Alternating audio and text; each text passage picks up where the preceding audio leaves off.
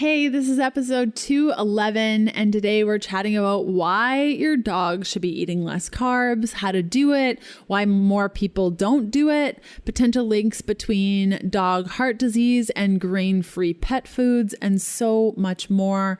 Our guest today is Daniel Schulof, who's the founder and CEO of Keto Natural Pet Foods, maker of the world's first line of low-carbohydrate, ketogenic dry pet food products.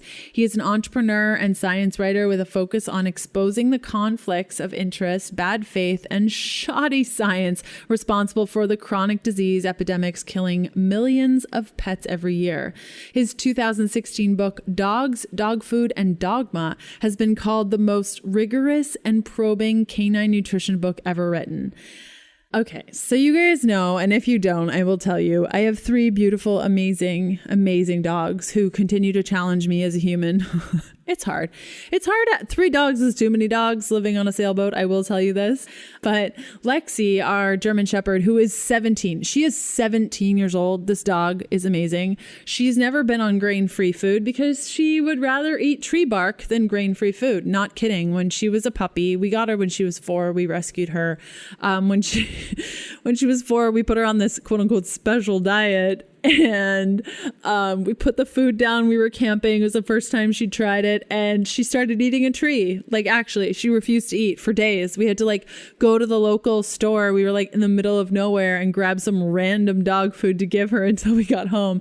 And that was the last time we put her on special crazy food. Now, then we got Pebbles a year later because our German Shepherd, Lexi, kept eating my shoes and I wasn't okay with that. And so I got her a chew plaything. I'm totally kidding, guys. We didn't actually get our Pomeranian so that Lexi could chew her, but they definitely got along and Lexi stopped eating all my shoes. So Pebbles, she is 11 years old. She was actually recently diagnosed with heart disease. And that's been really hard to watch a little thing that I love so much struggling. And she had her first heart attack at the end of October after she and I had gone for a really long walk. She had a little episode. I didn't know what it was. I thought maybe it was a seizure, but her eyes weren't shaking or anything. And it very much looked like a heart attack. So she continued to have them. Then it was 2 a day and then 3 a day and 4 a day. And I called the vet 3 days later. And yeah, I should have gone to the vet sooner, but honestly, you know how it is when you are a dog mom of 3 dogs, even regular humans, after the 3rd kid, you're like, no blood, it's fine. And also money is a big factor and we don't have health insurance for our dogs or us. So we have to be very mindful. So judge me, it's fine. And so we went to emergency. They said she was stable. Everything was fine. They gave her an IV. It was good. So we went to the vet the next day, ran a bunch of tests, so many tests, all the cardiac things. And it came back that she had an enlarged heart. It was quite large. I was blown away with how large her heart is, which is pushing up against her lungs. And that's why she has these episodes, because she can't breathe and her lungs get crushed by her heart. And it's this horrible noise. So when this happens, she just can't breathe and she passes out and gets really, really scared. And she's making these horrible noises. It is horrible to watch. It's horrible to hear. It is horrible. So she has had this condition now for a month. It's gotten immensely better. It is night and day better. She's maybe having an episode every week. Now, at this point, Kevin and I have been prescribed a bunch of medications. We've chosen not to medicate. And that is a decision that we really struggled with for a long time, but I've been using holistic practices. Yes, I am one of those parents that just doesn't want to use medicine if I don't have to. And we've been incorporating many of the things that Daniel says, and it's been quite helpful throughout this process, including giving her more omega fats, which I got quite lenient at a couple of years ago and shouldn't have. So we have Pebbles, and then we have Coconut, our Doberman, who probably loves too much, but will take all the love we can get. And she is almost 3. I can't even believe it. So if you have a dog at home or you have friends that have dogs and they love them very much, which all dogs should be loved dearly, share this episode with them. I've definitely learned a lot. I've tried not to feel guilty about quote unquote the mistakes I've made, because all parents are going to make mistakes.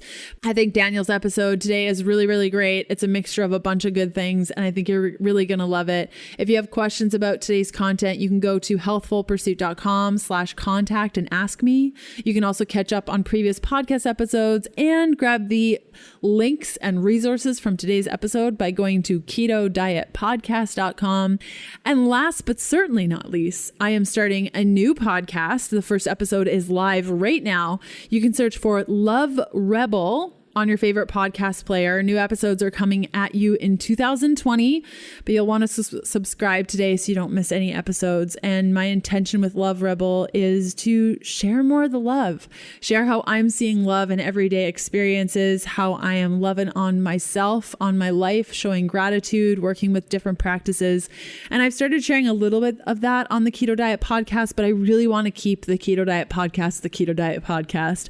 So I wanted to start up a new show where I can get a little bit more personal with y'all, chat about love and sex and sexuality and a bunch of really, really cool things that I have been really interested in for a very long time. And I'm finally ready to share this part of myself. So again, that is Love Rebel. The first episode is there for you, and I will see you in 2020 for more.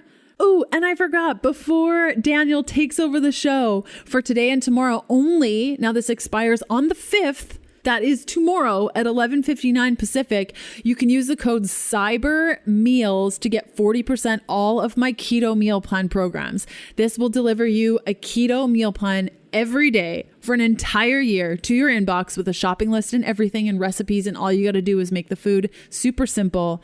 And if you get a 1-year plan, you're going to get a free copy of my keto holiday cookbook. Oh, there are pie recipes in there that are so delicious. I make them every year. So you can go to healthfulpursuit.com/balanced keto. And if you're unsure of the links, just check out today's show notes for all the details. Again, that's healthfulpursuit.com/balanced keto. Use the code CYBERMEALS. And when you sign up for 1 year, you get the keto holiday cookbook. Okay, let's get to Daniel's takeover because it's so awesome. Hey, I'm Leanne Vogel, and you're listening to the Keto Diet Podcast. I've put together a free 21-page guide on achieving weight loss on your keto diet if nothing is working. Grab your free guide at ketoforwomen.com to get the steps you need to overcome the hurdles standing in your way. Thanks so much for listening, and let's get started with the show. Greetings, and welcome to the Keto Diet Podcast. My name's Daniel Schulof. I'm the author of a book called Dogs, Dog Food, and Dogma, and I'm the founder of a company that's called Keto Natural Pet Foods, and I'm taking over the podcast today. Leanne was good enough to invite me to appear, and I jumped at the opportunity, and I'm hopeful that you will like the content that I've got for you. I think you should stick around. And the reason for that is because while there are dozens or hundreds of folks who write and talk and do lots of interesting things concerning human nutritional science topics with a focus on carbohydrate restriction and keto diets, I'm basically, the only guy, one of very few people in the world who's conversant in the veterinary side of this issue, the role that carbohydrate restriction plays in optimizing the health and well-being of dogs and cats. So if that's a subject that you'd like to learn more about, I think you should stick around and you'll find the next 60 minutes or so quite interesting. So why am I one of only very few people who spends any serious amount of time looking into these subjects? That's something that I'll get into over the course of the next 60 minutes. But let me give you an overview first of kind of how the material that I'm going to present is going to break down. Basically, after I give you a little overview of who I am, I'm going to kind of talk about two things generally. The first is talking about carbohydrate restriction directly, talking about why a pet owner should consider restricting carbohydrate intake for their dogs and cats, how to do that, like what as a realistic matter, if you decide that you want to do that, what do you do in the pet food market today? And then why don't you hear more about this? Like, I hope that you'll agree with me that the evidentiary case I'm going to outline is really persuasive. To me, it's a no-brainer. Like every pet owner should be way invested in this topic. but you hear hardly nothing about it. So why is that? I'll kind of spend some time talking about that as well. I'm going to spend the second half of the podcast talking about a slightly different topic where I've got some really unique things to say. That topic is the potential links between a rare canine heart disease called dilated cardiomyopathy and grain-free pet foods. It's a subject that's been in the news a lot over the past year. I'm like basically the only person in the world who's done this kind of cluster of investigatory things pertaining to the topic. And I think you'll find a lot of what I have to say interesting. I hope that by the time I'm done with this talk, you'll have a really informed perspective on the nature of this kind of ongoing issue, this ongoing, what amounts to a controversy.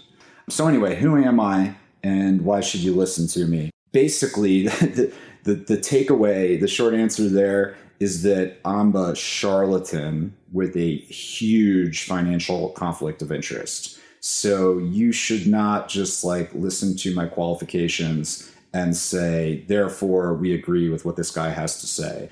I think instead what you should do is approach what I'm telling you with a really skeptical eye. And rather than just accepting it as truthful, accepting it as gospel, you should consider the evidentiary resources that inform my perspectives and which I'm going to outline for you. I'll tell you where you can find them. I'll tell you where you can read more about them. And, you can reach your own conclusions about what you think those materials say and whether they're persuasive or not to you. So more specifically, here's my story. In 2011, I had been practicing law for about 6 years. By education and formal training, I'm a commercial litigator, an intellectual property attorney who basically used to fight on behalf of big corporations on like really high level international intellectual property disputes. It was a great job, but it's also a really demanding one. There's just more time and stress than I felt good about. And so while I was working, I set up a side business. And the side business I called Varsity Pets. It's this like really small company that sells a really niche kind of dog toy. It's basically this like herding ball that lets dogs with herding instincts and kind of neuroticism exercise themselves outdoors without your involvement. So you don't have to take the dog for a walk or kind of play fetch. You can just put the dog out there with one of our varsity balls, and they basically drive themselves nuts about it. I started doing that, and I found that it was making some money, and it was doing so in like a really automated fashion, basically. It's like we were selling them over the internet, and I would just use online advertising to reach customers. And, they'd place an order through my website, and that would contact our warehouse, and they'd send the order out.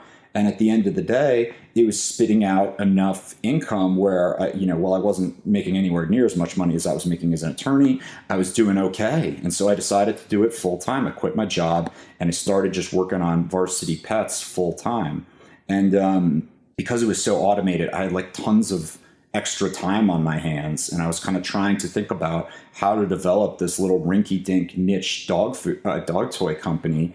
And one thing that I got interested in is looking into the evidentiary record concerning exercise in dogs and cats. We have this like athletics brand that we attached to the company, and exercise was kind of the core of like what we were trying to provide to consumers. And so I started like looking into that topic. And one of the first things you come upon if you start looking into that is you'll find these crazy facts about the commonality of obesity in dogs and cats in the Western world. And basically those facts can be summarized like this. More than half of the dogs and cats in the United States today are either overweight or obese. So if you pick one of these animals at random, you're more likely than not going to find one that's overweight or obese. It's more common to be overweight than it is to be a healthy weight if you're a dog or a cat. The second high-level fact about this that'll just blow your mind is that there's like basically the best research, experimental research that exists today on the link between obesity and lifespan in dogs and cats basically says that being just like moderately overweight, so not like colossally obese, but just like a dog where, you know, if somebody made a comment to the dog park, you'd say, oh, yeah, he's got to lose a few pounds. That dog, that condition is worse for that dog than a lifetime of smoking is for a person. So, you know, think about the quintessential example of a lifelong smoker and what that's likely to do to that person's expected lifespan and likelihood of developing chronic disease. That's not as bad as what, the typical overweight dog has in front of him. It's a really seriously bad condition, and yet it's insanely common. And me sitting and learning these facts for the first time, I was kind of had my mind blown by that. I love my dog. I couldn't imagine the idea of turning him into a lifelong smoker. And I just couldn't imagine that other pet owners were doing the same thing, you know, that we were just allowing this to happen when we could love, you know, even though we love these animals so much. And so I started going down the rabbit hole, which, as I'm sure plenty of you know, is always a dangerous thing to do. And in my case, it basically completely changed my life. I learned over the course of going down that rabbit hole that there's much more than what meets the eyes when it comes to America's pet obesity epidemic. And so I spent the next 4 years of my life working on a book explaining what that evidence really says. The book was published in 2016, and it's called Dogs, Dog Food, and Dogma. It's like this massive, serious, it's like 400 pages long. The notes and sources and annotations run more than 50 pages just by themselves. And basically, the core theses are twofold. The first is that, contrary to the conventional wisdom, the real cause of the obesity epidemic in dogs and cats is the overconsumption of dietary carbohydrate. That really, that's the fundamental, trace it all back cause of the problem. And that if we all got rid of dietary carbs and got them out of the diets of our dogs and cats, we wouldn't have an obesity problem whatsoever. It's point number one.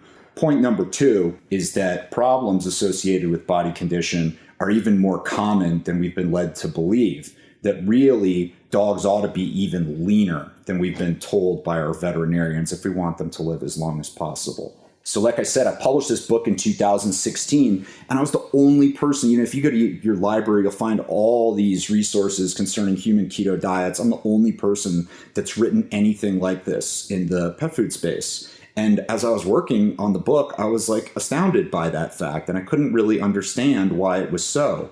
Except, over the course of writing, I basically had to learn a whole lot about the curricula that are being used at America's 28 accredited veterinary schools. And I came to learn the massive role that three, of America's largest companies play in shaping the body of knowledge that's taught to rising veterinarians, that's taught to veterinarians in continuing education contexts after they graduate. What's in the textbooks, all this substantive material that's being put in front of our vets is basically shaped to a massive degree by three companies: Nestle Purina Pet Care, Mars Pet Care, and Hill's Pet Nutrition. And all of these companies rely as heavily on dietary starch to make their products as cigarette manufacturers rely on tobacco. The backbone of their business is carbohydrate.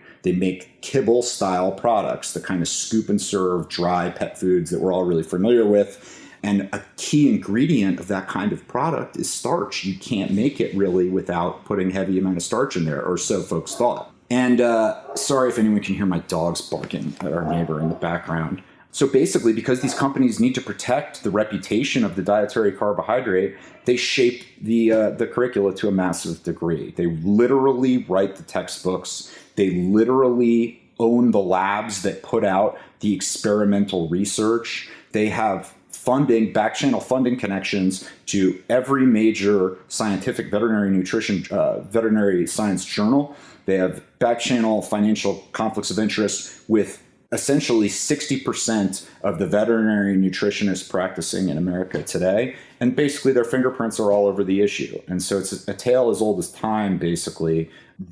What our veterinarians are being taught kind of isn't what's in the real scientific record. So what does that scientific record actually say concerning the links between carbohydrate intake and health for dogs and cats? What it basically does is it boils down to there are kind of 4 reasons why a thoughtful, conscientious pet owner ought to consider restricting carbohydrate intake for their dog or their cat.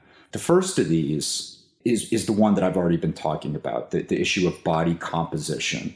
So there is there are at least 6 different studies that already exist that you can find if you just go on to PubMed yourself, or if you buy my book and look at the sources that basically represent isocaloric studies. So studies where a group of dogs or cats got the same diet every day for a period of time, and then another group got a diet that contained the exact same number of calories, but a different allocation, a nutritional allocation. They got essentially more protein and less carbohydrate, while the other group got more carbohydrate, less protein, but the exact same number of calories. And every time this experiment has been done, the same outcome is found. And that's basically that the high carbohydrate group gets considerably materially fatter than the other group. These results kind of like the severity of them shift depending on the experiment, but kind of like the best, biggest, most recent one is 2006, 39 dogs, which is a big group as these things go, because they're keeping all these animals under lock and key. It's not like they're free living. These are animals in like a lab setting. They give one group a high carbohydrate diet, the other group the same amount of calories on a low carbohydrate diet. 8 weeks later, the high carbohydrate dogs the low carbohydrate dogs have lost 6 times as much weight as the high carbohydrate dogs, 600% more.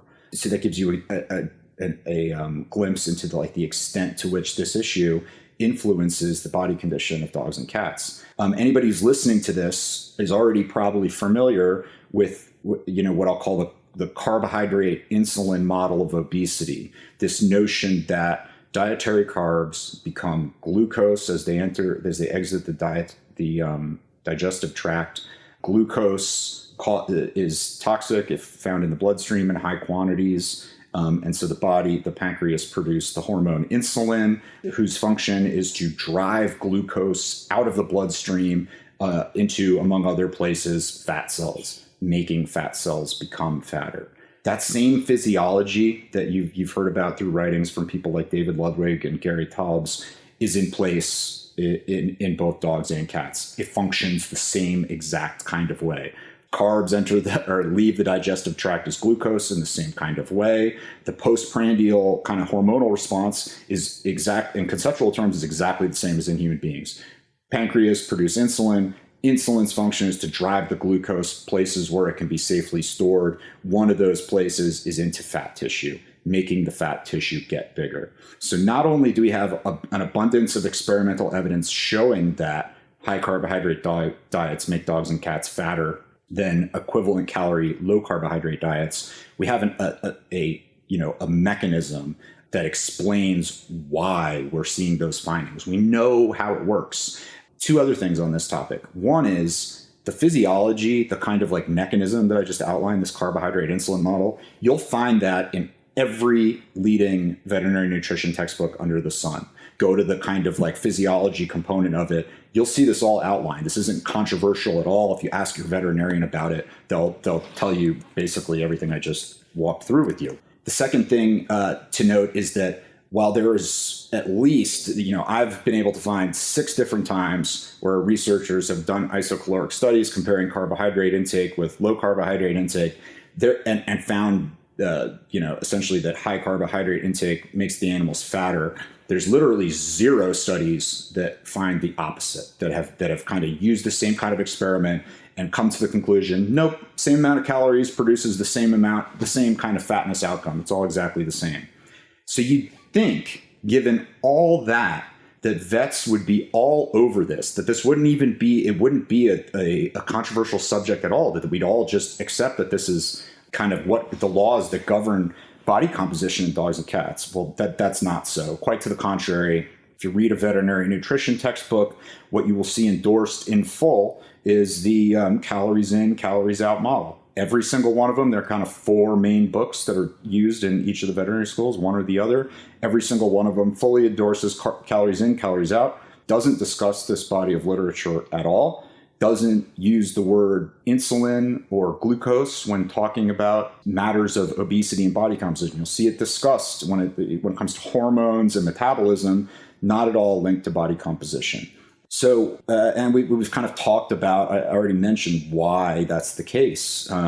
You can basically, it's really not a difficult exercise to try to follow the money, because like if you pick up, for instance, the leading veterinary nutrition textbook, the one that's being used at the most veterinary schools in the United States right now, you pick the thing up, turn it over, on the back of it, there's a gold embossed imprint that says produced by Hill's Pet Nutrition. They literally write textbooks, okay? And as I've said before, these guys will literally go out of business if the pet owning public believes that carbohydrate is unhealthy for dogs and cats. So they're very invested in kind of shaping that discourse. So you don't hear anything about it. But as I've highlighted before, obesity is incredibly bad for dogs and cats. And for the amount of time we all spend trying to kind of, make good decisions for these, I don't know about you guys, my dogs are not incredibly intelligent. They are sweet animals, and I love them with all my heart. But they're not capable of making decisions in their own best interest. And so I've got to step in and do that for them. And I'm constantly trying to make the best decisions that I can to give them the good life, the best life that I can give them. This is one of the easiest things in the world, obesity. It's absolutely mind-blowing that 30+ million dogs in the United States are overweight or obese. We could just take the cigarettes out of their mouth altogether. And to my eyes, the best way to do that is to basically minimize carbohydrate as much as possible. Today's episode continues after this short message from one of my sponsors who make the show possible, plus give you some great deals on my favorite things. ButcherBox features 100% grass-fed and finished heritage-bred pork and organic free-range chicken. ButcherBox sends you high-quality, health-promoting meats directly to your door on dry ice and free shipping anywhere in the lower 48. ButcherBox makes committing to quality protein sources less expensive and more available to everyone. Their prices are hard to beat, and it's challenging to find a higher quality product anywhere in the USA. I've been using ButcherBox for years and love the convenience of a package showing up just when I need it, and their ground sausage is an absolute dream. ButcherBox has put together a super special deal for all listeners of the show. Order your first box and get a special gift plus an additional $20 off. Now, this special gift is so epic that I can't even mention it on the episode today. So you'll have to go to butcherbox.com/keto diet to check out the deal plus get your $20 off your very first order. Again, that's butcherbox.com/keto diet to check out the deal plus get $20 off your first order. If you're unsure of the link, simply check out today's show notes for all the details. Second reason you might want to consider reducing the carbohydrate intake of your dog or cat, what you might want to call the naturalness argument. I'm a big believer that Mother Nature, in the form of the process of evolution via natural selection, is a really explanatory concept. It's the one most powerful concept in biology. It helps to explain all kinds of outcomes about why all species are the way they are. And while in human beings, things like the paleo diet have emerged as a modern day strategy for trying to address this reality, trying to kind of help modern day human beings structure their lives in a way that's consistent with their evolutionary heritage. That exercise for human beings is fraught with some uncertainty. It's hard, we don't have, it's hard to find at least modern day humans who are living the same lives that our genetic ancestors lived for, hundreds and hundreds, thousands and thousands of generations. Well, in the case of dogs and cats, that isn't the reality. The very beginning of my book, I spent basically living with the folks at a place called the Yellowstone Wolf Project.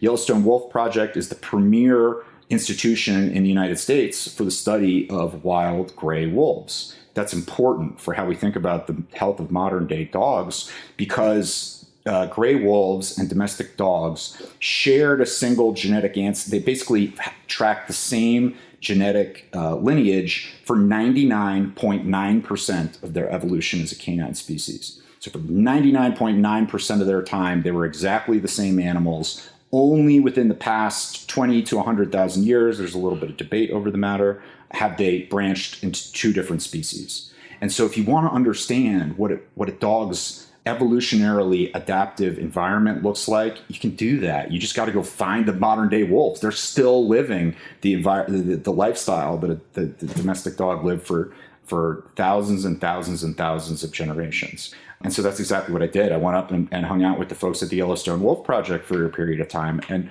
so they'll tell you plenty of things about how wolves get by and what their lives look like. But one of the first things they'll tell you is that their consumption of dietary carbohydrate is 0.0%. They literally never consume this stuff. If you probe around the internet enough, you'll find on occasion, at least I've found, some folks will try to argue that that a wolf's typical diet includes some plant matter in the form of like berries and grasses that you might find in the belly of the prey that they chase down. This is, if you ask the biologists at the Yellowstone Wolf Project, who are like the most published folks on the planet concerning gray wolves, this is a myth. Effectively, if you come upon, they kind of relayed this in anecdotal form to me. If you come upon a wolf kill a prey, either a caribou or an elk or a moose that's been taken down by a pack of wolves and been consumed, right? They're all done with it and they've moved on. What you will find are kind of two things. They're really good at consuming the vast majority of the animal. If they've done a good job of consuming everything, really there are only two things that are typically left over. They'll eat the hide, they'll eat, all the soft tissue, and they'll even consume many of the bones. A lot of the bones are breakable or kind of soft and can kind of be broken down into something that the animal can digest. So what you'll find is the largest bones, these kind of like, big femur, leg bones, pelvises, things like that the wolves just can't chew through, those are still there. And then you'll find the contents of the digestive organ of these animals, which is called the rumen. You'll find all this big honking wad of grass matter, half digested, in the rumen of the animal sitting amongst the bones. They literally consume the lining of the rumen, the wolves will. They'll take all that in. They leave the plant matter itself. So if you want to if you too believe that feeding your dog the way it's evolved to eat is a sensible idea for reasons you can articulate or not, then you want to reduce the animal's carbohydrate intake, because wolves don't eat any carbohydrate. In fact, one of the very few ways that dogs and wolves differ genetically, they're really similar genetically. They share more than 98% of their mitochondrial DNA.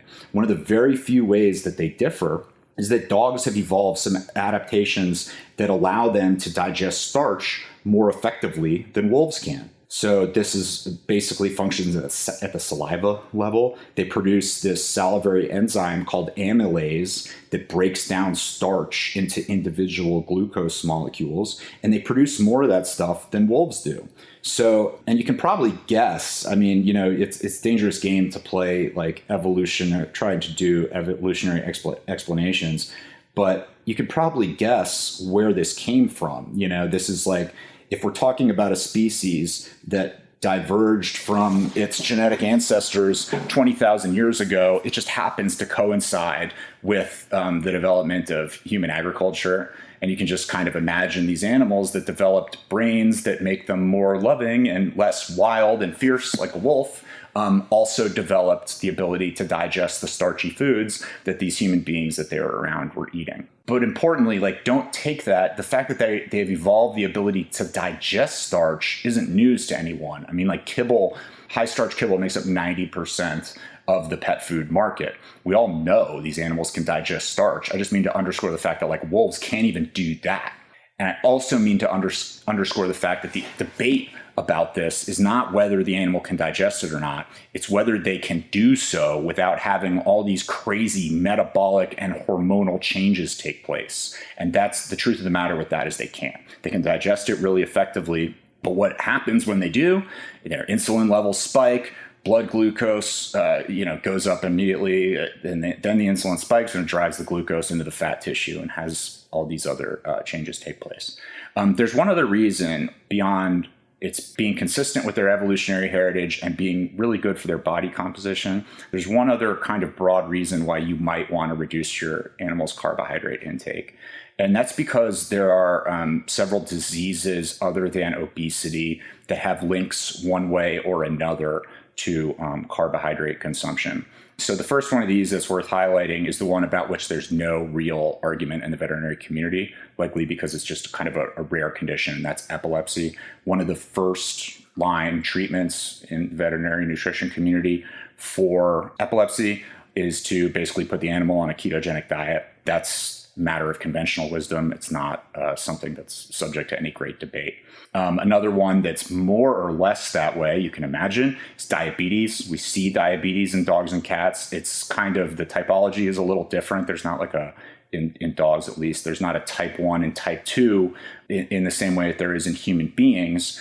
But essentially, once the disease functions in a similar kind of way. Basically, the disease is characterized by an inability to produce insulin in quantities that can deal with likely blood sugar spikes. So what's a great way to reduce the amount of blood sugar spikes and therefore the amount of insulin that's needed? Reduce carbohydrate intake to zero if you can. If you want resources on this, there's a great vet in Minnesota whose name is Travis Einertson, who's become famous as these things go, for using zero carbohydrate diets to essentially reverse diabetes in cats. And I'd urge all you all to go check out his stuff. And then the last major disease where there's an argument that carbohydrate restriction might help disease outcomes is cancer. So cancer, hugely popular chronic disease in dogs and cats. It depends. The numbers are kind of inescapable. If you've had a pet for your entire life, if you've had pets throughout your entire life, surely you or someone you know has had a pet die from cancer. The debate is kind of between 1/3 and 40% of animals. Numbers like that. Huge percentage of these animals will wind up getting cancer at some point in their lives. That's really unique in the animal world. There's a really compelling study that was published in the Journal of the American Medical Association, where the researchers went to the San Diego Zoo and they looked at the zoo records going back all the way into the 1960s. And they looked up all these different species, and among other things, they looked at what their cause of death was.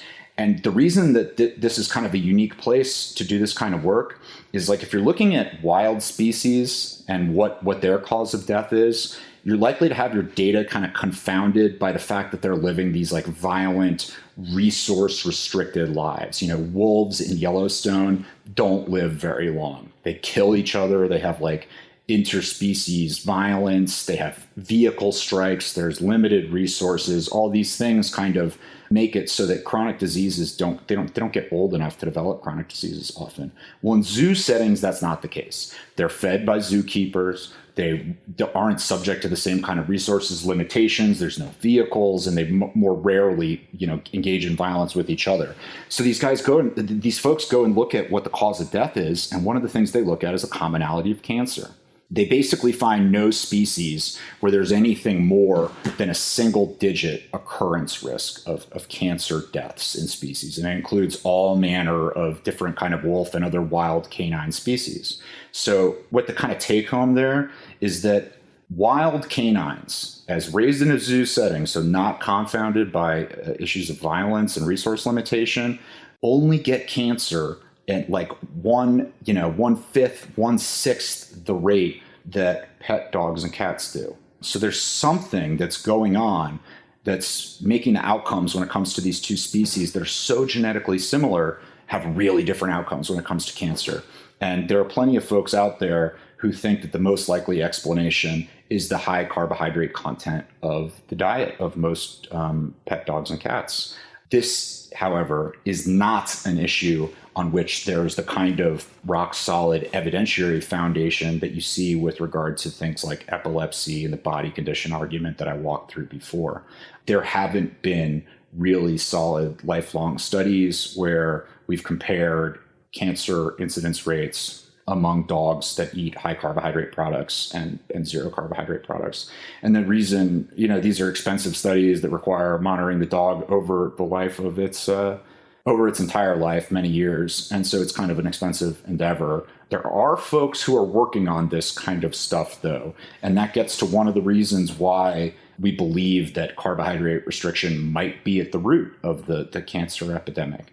Basically, one of the kind of like important moving forces in this realm are the folks who are working at this Texas-based dog rescue institution called the Quito Pet Sanctuary.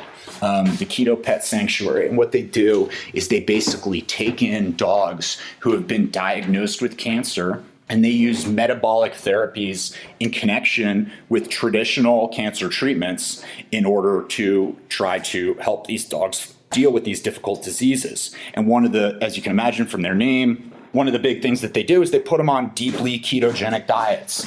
They kind of, put them on these therapeutically ketogenic diets that include calorie restriction, protein restriction, a lot of fat, and of course, almost no carbohydrate. These folks have been written about pretty extensively. They have oncologists who are on site, and if you poke around the internet, you'll find all kinds of resources about them.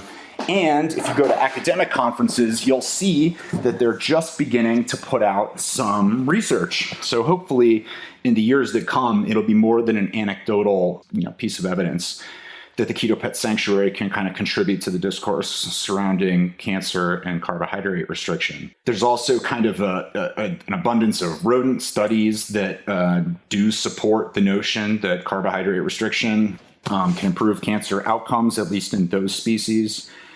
And as I'm sure, most people who are familiar with, who are interested in keto diets are kind of familiar with the anti-cancer work that's being done by folks like Dom D'Agostino and Tom Seyfried, who basically have developed, mechanistic theories that could explain why, specifically the Warburg effect, the notion that cancer likes to use glucose for fuel more than other nutritional substrates. That theory might be used to explain why cancer and carbohydrate intake are so linked.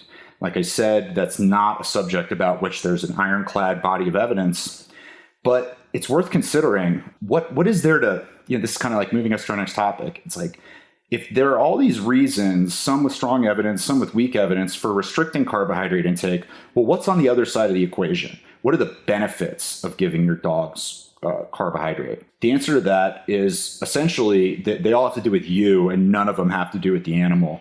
There are these, the National Academy of Sciences has a committee, a pet food or animal nutrition committee that basically every decade or so gets together and puts out this massive research compendium that spells out the nutritional need, the kind of state of the scientific record concerning all the various nutrients that might be included in pet food or not. And that stuff gets built into regulations that govern the sale of pet food in the United States. And so, you could buy this thing. It costs $300, but you can buy this, the nutrition requirements of dogs and cats, and it walks through, well, if you give an animal this much protein, here's what's likely to happen. Here's what here's how much of these various micronutrients they need.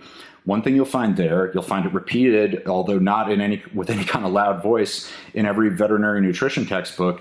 Carbohydrate, unlike protein, unlike fat, unlike all manner of vitamins and minerals, is not an essential nutrient for dogs and cats. You can take all the carbohydrate out of their diet and you don't expect any difference in outcome. There's absolutely no reason not to do it.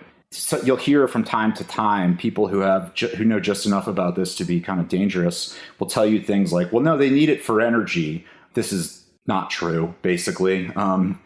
Number one, you can see this from wolves, right? These animals spend their entire lives roaming. They travel upwards of 10, 20 miles a day on an average, and they consume precisely zero carbohydrate. It's also the case that there's a whole body of experimental research that kind of bears this out. They put beagles and other animals, other dog breeds on treadmills, fed them zero carbohydrate diet and seen what happens. None of them suggest that carbohydrate gives any kind of more energy. And the last place where you can really see this stuff borne out is in the case of sled dogs. If you go speak to your neighborhood musher, they will tell you that the diet that is almost exclusively across the board in competitive sled dog racing fed to animals is a zero carbohydrate diet. They typically feed them a really high fat, high protein diet, and those animals are running 40, 50 miles a day for periods of weeks, and they don't need any carbohydrate. So it's kind of a garbage argument. So basically, you've got all these arguments in favor of restricting, zero arguments on the other side, nutritional arguments on the other side of the equation. And yet 90% of Americans are feeding their dogs high carbohydrate kibble. So the question becomes why? And one of the answers for this is that you don't have, at least till recently, you didn't have very good options. If you wanted to feed your dog a low carbohydrate diet, basically the only thing you could do is feed it a raw ingredient diet. So there are commercial products that are available where basically all meat products are sold either frozen or freeze dried, and they don't feature carbohydrate as much. Carbohydrate, like I said before, is kind of the backbone of kibble. Just like flour is the backbone of bread, you need to use it to hold together the other ingredients in the dough. Same thing with kibble. If you don't use starch in it, it's really hard to get it to kind of stick together. And so most kibbles in the United States are packed with carbohydrate.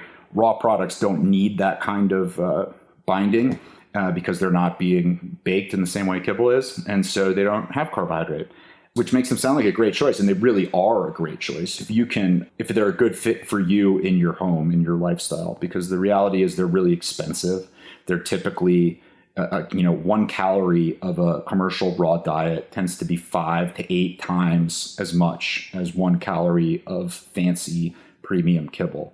So if you've got a small dog, it's totally something your budget can probably deal with. The percentage-based increase just doesn't work out to be that, doesn't work out to be too many dollars and cents.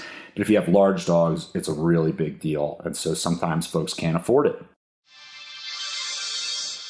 I hope you're really enjoying today's episode. I'd love to see where you're listening from. Snap a pic and tag me at Healthful Pursuit, or leave a review for the show on your favorite podcast player. It helps me out tremendously. Okay, back to the good stuff.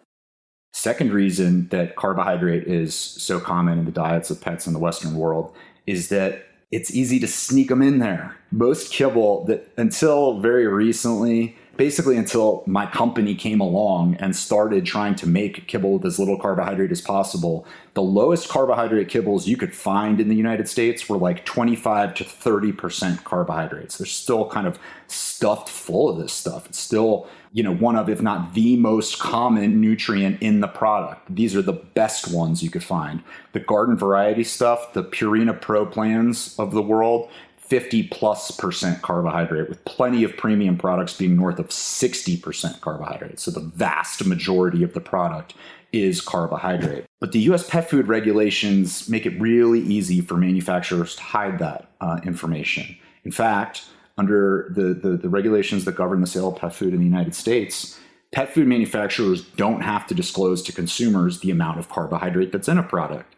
So if you flip over a bag of pet food, just like you might flip over the back of a bag of chips, and you flip over the back of the bag of chips and you see the USDA's nutrition facts panel, and it walks through things like calories and blah, blah, blah. Well, the second line item is the amount of carbohydrate that's in there. Tell you exactly how much carb is in there, how that works out on a percentage base, to a typical American diet. That's not the case with pet food labeling.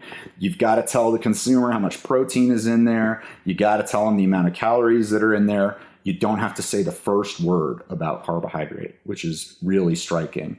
And as a result, it's really easy to buy a product if you're a consumer thinking, okay, this looks like a low carbohydrate thing. There's a wolf on the bag. It's grain free. There's a big icon of a red X across the ear of corn. This should be the perfect thing for my dog.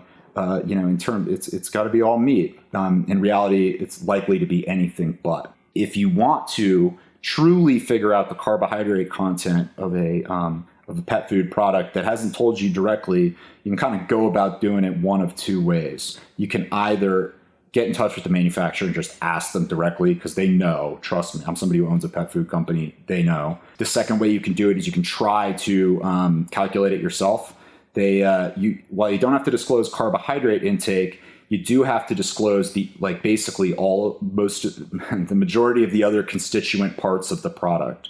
And so by subtracting out the protein, the fat, the fiber, the moisture, and what's called the ash, those 5 constituent parts that are often disclosed as percentage bases, you can the remainder that's left over is the carbohydrate content. So that's kind of the formula if you want to build from the ground up and figure out how much carbohydrates in your dog's food. It's start with 100%, that's the whole product. Subtract out 1, protein, 2, fat, 3, fiber, 4, moisture, 5, ash, which is basically like mineral content, bone mineral content. And what's left is carbohydrate. Yeah. So, but if if a raw diet's not for you, you can't afford it, or you're worried about issues of contamination, with those products, you're dealing with raw meat and you've got to keep it refrigerated or frozen, and you've got to disinfect things. It's going to go into your animal's bowl. The animal's going to go around licking you and your kids. You've got, there are issues of, just kind of managing bacterial pathogens that come as part of it. And for either of those reasons, if it's not a good fit for you, I humbly submit that you should give my company, Keto Natural Pet Foods, a look. We make kibble style products with less than 5% dietary carbohydrates, so 80% less than our best competitors. The other premium, like I said before, pet foods on the market, kibble style pet foods, are 25 to 30% carbohydrate. We're less than 5%. You can learn all kinds of stuff about us if you go to our website, ketonaturalpetfoods.com. I'm going to shift gears now and talk about the issue of DCM. This has almost nothing to do with all my work that I've done concerning carbohydrate and obesity. It has very little to do with my business either. But I am one of very few kind of like outsider people that have a sophisticated enough voice in the world of veterinary nutrition and kind of skeptical approach to the mainstream scientific conventional wisdom about veterinary nutritional matters that I got kind of tangled up in this subject.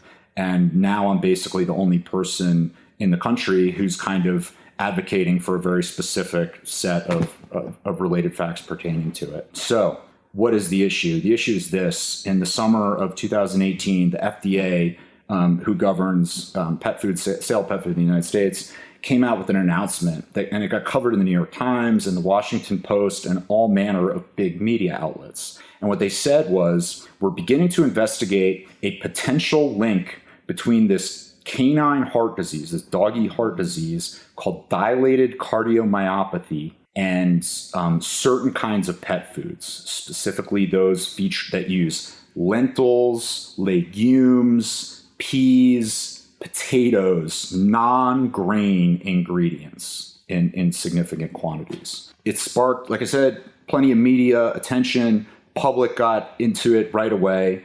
Basically, cardiomyopathy is a before the FDA makes this announcement, here's the state of that disease. It's a really serious one. It's one that absolutely can kill a dog.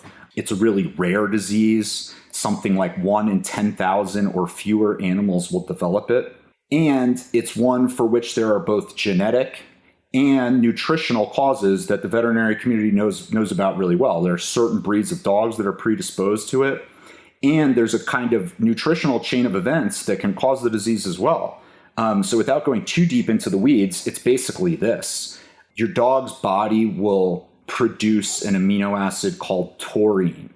So long as you're feeding it enough of a few other amino acids, specifically cysteine and methionine. And pet food in the United States has to contain a certain amount of cysteine and methionine because your dog needs that to produce enough of this third amino acid, taurine.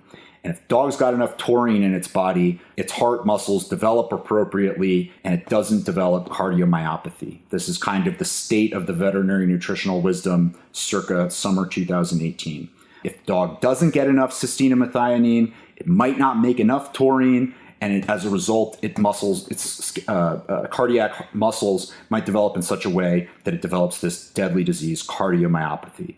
You could treat it by supplementing the diet with taurine, giving the animal a lot of supplemental exogenous taurine, just making sure that it takes in a bunch. That's generally been shown to improve nutritionally mediated DCM.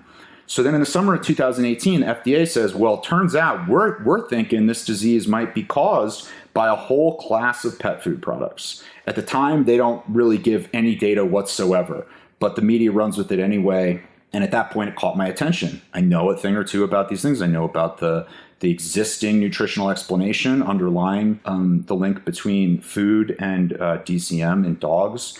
And from having written my book, I know a lot about the unfortunate circumstances under which scientific veterinary nutritional science is produced in the United States. Specifically, there's this heavy corporate influence. Like all the funding for science basically comes out of the pockets of these really massive pet food companies. And it just kind of smelled like that type of thing to me. It's just just enough to rouse my suspicion about it. And so I started writing about this kind of bizarre little topic to some degree in the summer of 2018. Well, things escalated from there. Basically the FDA was calling on consumers to report cases to them of dogs that developed DCM that were also eating these kinds of products. And then in the winter of 2018, something else happened that kind of really changed the landscape, the public's understanding of this issue. A cluster of veterinarians from some major research institutions, big universities, got together and published this article in the Journal of the American Veterinary Medical Association, which is like the only veterinary science journal that matters. It's like the by far the most widely read one. And their article was called Diet-Associated Dilated Cardiomyopathy in Dogs. What do we know? And subject was what you'd expect. It runs through what these folks said was the state of the evidentiary record, what we know about the links between diet and dilated cardiomyopathy in dogs. Who the authors were was pretty interesting. They include, there's 5 authors, and 3 of them are the very same 3 veterinarians who basically launched the FDA's investigation. If you go to the FDA's website, you'll see their names on there. They're the folks who basically reached out to the FDA and said, hey, we think that there's a link between this disease and these kinds of products. These same 3 people got together and wrote this article. And what the article says, among other things, is that there is an apparent association between dilated cardiomyopathy and a whole big class of products, what the authors of the article called BEG diets, boutique, exotic ingredient, or grain-free diets. There's an apparent association between that entire class of products and dilated cardiomyopathy. Now, when I saw that, it really roused my attention for a whole host of reasons. Kind of like one of the most glaring ones is that the numbers seem really, at first glance, seem facially absurd, which is to say that they're basically, right now the FDA has received 500 different reports of DCM in dogs. Okay, so there's 70 million dogs in the United States, and somewhere under 1,000 of them have been reported to the FDA as having developed dilated cardiomyopathy. BEG diets, if you look at what that means in practical terms, if you just look at the number of products that are being sold, pet food products being sold in the United States, that's at least 60% of the pet food market. So if you're telling me there's an association between these products and this disease, you're telling me you've been able to tease out that association between something that, 30 plus million dogs are eating and somewhere under 1,000 of them are developing this disease. So you got to, you can imagine the kind of statistical analysis that would need to be done in order to establish that kind of evidence. It was clear that hadn't been done.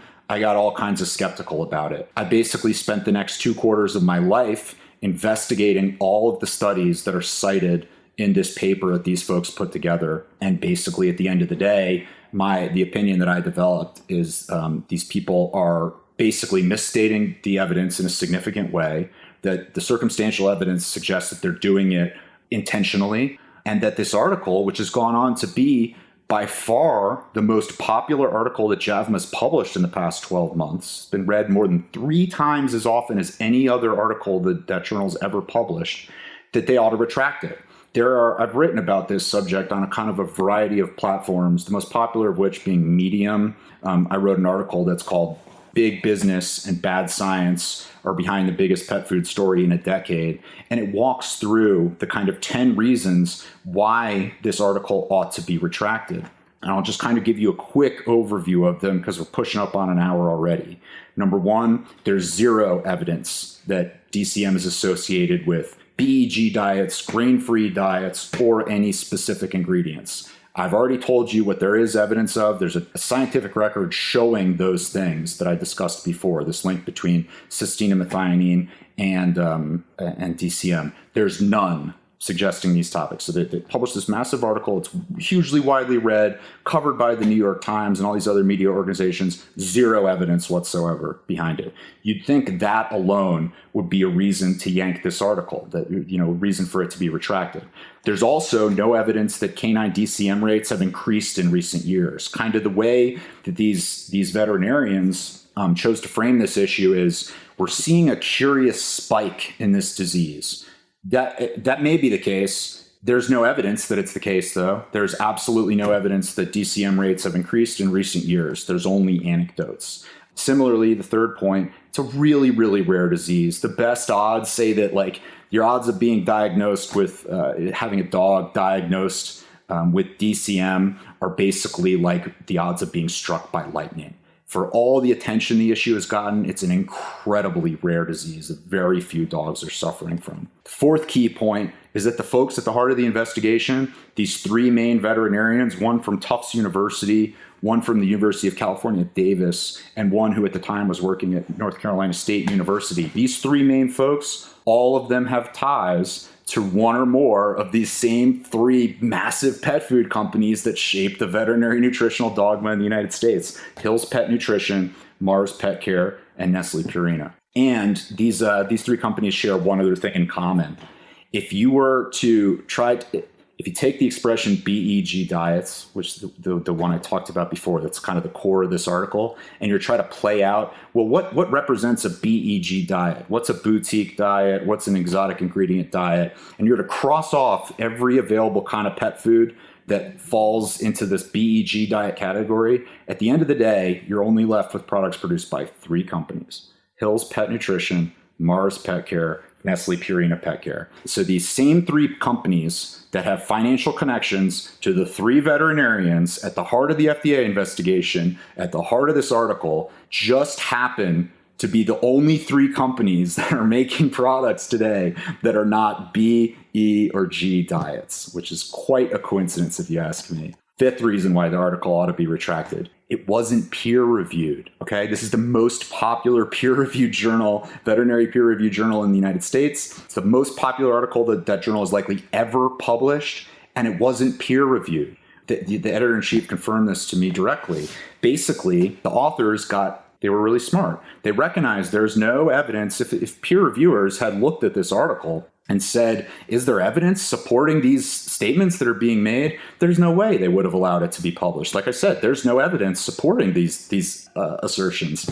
And it seems to me that the authors of the piece likely knew this. They haven't responded to my questions on it directly, but it seems obvious to me. They basically submitted the article as an op-ed. JAVMA will publish three types of articles: experimental research, which has to be peer reviewed, of course; evidence reviews, which have to be peer reviewed, of course; and op-eds, what they call commentaries. And op-eds are not things that analyze the factual state of affairs on some kind of specific scientific topic. They're things about opinions. Is this right? Is this wrong? Should we be practicing this way? Whose interests should we protect? Things that don't lend themselves to factual evidentiary analysis. This wasn't something like that. This is literally an article called "What Do We Know?" It's a factual article. But nevertheless, the authors got smart about it, and they called it an op-ed, so it never got peer reviewed, and it got published in the journal anyway. Reason number 6, it should be retracted. There have only been 2 DCM, over the past 5 years, only 2 studies have been published, experimental studies, where anyone has looked at the links between DCM and nutrition in dogs. Both of them, the principal investigator in both of them was one was the guy from Davis, one was the woman from North Carolina State University. And both of the studies suffer from massive methodological problems. In the case of the one published by the woman from North Carolina State, there's basically a significant case of data scrubbing. She began by starting off with, not sure whether I have enough time to go into this, into the weeds of this or not. And you can read all about it on the Medium article. But basically, she scrubbed out the data in order to make it look like far more dogs with DCM were eating grain-free diets than they really were. The other one, they basically, if they had controlled for cysteine content, like the one thing that every veterinary nutrition researcher should be looking at to explain DCM, like the one thing that's discussed in every textbook, just happens to be one thing they didn't look at. I sent all the foods from their study off to a biochemical lab to kind of like review and tell me how much cysteine are in them. And it turns out that the low levels of cysteine can perfectly explain the findings in it. So again, two of these big methodological problems, like glaring, massive problems in the two studies kind of that form the backbone of this op-ed. Number 8, like I said before, the numbers don't add up. If there's 35 million dogs in the United States eating these products and less than 1,000 of them are developing this condition, you'd have to do a really in-depth statistical search to try to establish some kind of correlation. That's not there in this case. Number 9, basically we've seen this exact same playbook play out. Anyone who's familiar with how the kind of veterinary nutritional mainstream has responded to the use of raw diets, the rise of raw diets in the pet food industry, will tell you that basically the conventional wisdom about this is really simple. It's these products don't provide any benefit, and they might very well be dangerous for you and your pets because you might get some kind of bacterial pathogen if you don't sanitize correctly. The woman who's responsible for that whole perspective, who's gotten stuff in JAVMA saying this exact same thing, is this veterinarian, Dr. Lisa Freeman, the same one from Tufts University, who's the principal author, the corresponding author on the op-ed that I've been talking about. She basically used this same exact playbook to kind of push back against raw diets when they were rising in popularity, using a very similar conceptual playbook now to demonize grain-free pet food products. Lisa Freeman, it is also worth noting, has financial conflicts of interest that she has to disclose on every paper she published with all of Hill's Pet Nutrition, Nestle Purina Pet Care, and Mars Pet Care. She is the definition of a corporate shill in the pet food industry right now. And the 10th and final reason that I think this article ought to be retracted is there's no evidence of a problem outside the United States. Grain-free pet foods are a global phenomenon that are being consumed by folks whose pets live in all kinds of different countries. There's no other country where there's any kind of issue being raised about this, which is perfectly inconsistent with what we'd expect to see if there was a true thing. So basically, I wrote all this up into this 50-page, well-documented legal brief, and I went to an academic conference where Lisa Freeman was giving a talk about DCM. When she was done, I walked up to the microphone and I said, I think your article ought to be retracted. Here's why. Handed her this big 50-page brief. She laughed at me. I then passed out copies of the brief to all of the other veterinarians and other folks who were in attendance at the talk. And I told them that if they agreed with the argument I was making, they should come visit this website that I had put up, veterinaryyintegrity.org, and co-sign it. They could co-sign these materials and agree with me, and I'm going to be sending them off to the editor-in-chief of the journal about a month later. Well, more than 200 different people came to the website, offered all kinds of comments, and co-signed the letter. This isn't like something where I'm a kind of tinfoil hat fringe guy coming up with a weird wacko theory. This is a ironclad slam dunk case where this thing ought to be retracted. But it wasn't. I sent it off to a guy named Dr. Kurt Matichek, who's the editor-in-chief of the Journal of the American Veterinary Medical Association, explaining this case, showing all the different co-signees and comments from all the veterinarians around the country. The journal decided not to budge. They offered no substantive explanation, but said they'd refuse to retract the article. There's more to come, so watch this space. If you want to keep up with this issue, I recommend you can kind of follow me directly on a variety of fronts. I'm going to continue fighting, so that's why I think you should keep an eye on me. I manage a website that's called veterinaryintegrity.org that kind of provides an overview of where things stand on this matter right now. You can also read my blog. It's called The Optimal Dog. I write about a variety of nutritional science topics there. You can find me, Daniel Schulof, on all kinds of social media. And you can get additional resources if you come to the website for Keto Natural Pet Foods. And that's www.ketonaturalpetfoods.com. I'm also going to give Leanne a coupon code for users who hear about, if you're interested in trying Keto Natural Pet Foods, use the coupon code podcast20, all caps, PODCAST, the number 2, the number 0, podcast20, all caps, and we'll give you 20% off your first order. And like I said, that's a good place to keep up with some of the latest on DCM too. And that's where I'm going to draw the line. I've gone just over 60 minutes. I hope you found some of that useful. If you want to hit me up for any kinds of questions, like I said, you have every reason to be skeptical about this stuff. Great. I love it. If you have questions for me directly, you'd like me to address, you think it's something I haven't explained well, by all means, reach out. It's Daniel@ketonaturalpetfoods.com. Thanks for giving me this opportunity, Leanne. I hope everyone that's listened learned something. I look forward to hearing from you directly. Thanks, everyone. Bye. Next up on the podcast, Sunday, December 8th, we have episode 212 with Sarah Clark on fertility issues and healing. Oh, it's so good. You're going to love it. And Wednesday, December 11th, we have episode 213 where I'm chatting about exercising and eating for normal keto people. So you are not an athlete. You just like to move your body and you like to understand how that works with what you're eating and going to the gym and doing the things, but you do not consider yourself to be an athlete. You are a normal keto person. So watch for that and I will see you soon. Okay, bye.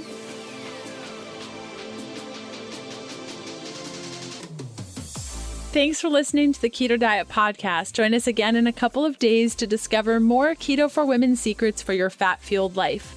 The Keto Diet Podcast, including show notes and links, provides information in respect to healthy living, nutrition, and diet, and is intended for informational purposes only. The information provided is not a substitute for medical advice, diagnosis, or treatment, nor should it be construed as such. We cannot guarantee that the information provided on the Keto Diet Podcast reflects the most up-to-date medical research. Information is provided without any representations or warranties of any kind.